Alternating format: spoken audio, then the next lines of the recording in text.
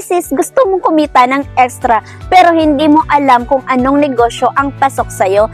Yung hindi ka stress, hindi ka lugi at hindi mo kailangan ng malaking puhunan para makapagsimula.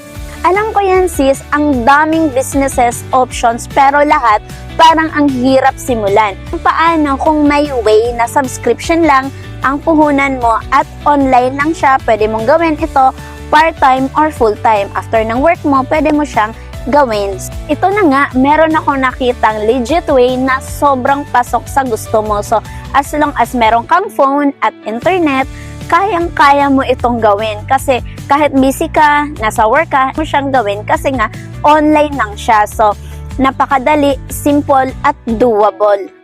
Gusto mo nang malaman kung paano? You only have to comment live tapos isesend ko sa'yo ang details. So, hindi na kailangang mag-overthink kasi nga dito sobrang easy, sobrang dali at ako yung magiging coach mo. Tuturuan kita paano ka magsimula dito from the start hanggang kumikita ka na.